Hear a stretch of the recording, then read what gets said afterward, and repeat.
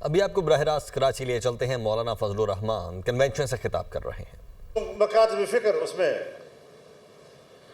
اپنے جلوس نکالتے ہیں، اپنا انداز ہے ان کا، لیکن کوئی ضابطہ 77 سال میں اس کے لیے نہیں بنا کہ اس میں وقت کیا ہونا چاہیے، طریقہ کیا ہونا چاہیے، روٹ کیا ہونا چاہیے، وغیرہ وغیرہ، کچھ بھی نہیں ہے۔ آمدن نہیں کیا جا رہا تاکہ مختلف مکاتب فکر اس مسئلے پہ لڑتے رہیں، اور ان کی باہمی لڑائیوں کے نتیجے میں تاثر یہ ہو کہ مذہبی لوگ تو فرقہ پرست ہوتے ہیں، یہ تو آپس میں لڑتے رہتے ہیں۔ بھئی ریاست کی سطح پر اس کا انتظام کیا جاتا ہے کہ یہ لوگ لڑتے رہیں۔ پارلیمنٹ میں ایک خصوصی کمیٹی کا اجلاس تھا، اور ہمارے کچھ سیاسی رہنماؤں نے کہا کہ آئین سے مذہب کو نکالو، سیاست و مذہب کا تعلق، ریاست اور مذہب کا تعلق، اسی نے تباہی مچائی ہوئی۔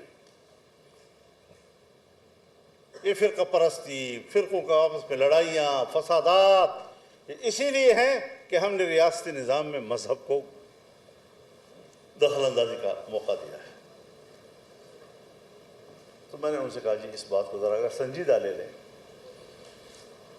اور ہمیں اپنا نقطہ نظر بیان کرنے دیں تو ہم کچھ عرض کر دیتے ہیں آپ کے سامنے۔ تو مجھے کہا جی آپ بھی کہیں۔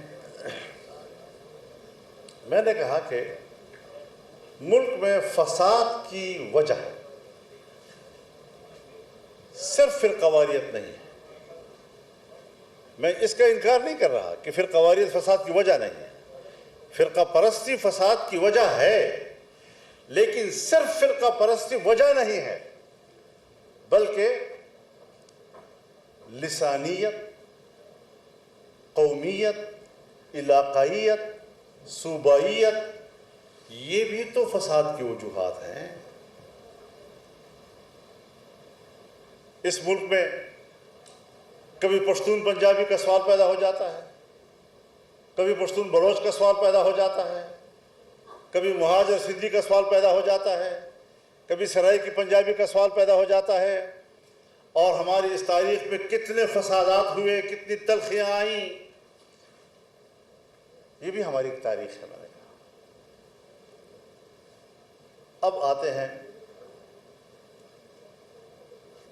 ان نظریات کی قیادت کی اور قیادت کے کردار کی طرف۔ مذہبی دنیا کی جو سیاسی قیادت ہے،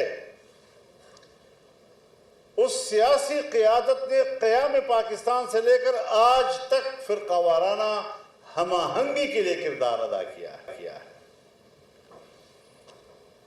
وہ قرارداد مقاصد ہو جو پاکستان کی پہلی دستور اسمبلی نے پاس کیا، وہ 22 اسلامی دفعات ہو سن 1951 کے، جسے تمام مکاتب فکر نے متفقہ طور پر طے کیا، اور آج بھی اس پر اختلاف نہیں ہے۔ نہ قرارداد مقاصد پر اختلاف پیدا ہوا، نہ 22 اسلامی دفعات پر اختلاف پیدا ہوا، اور مختلف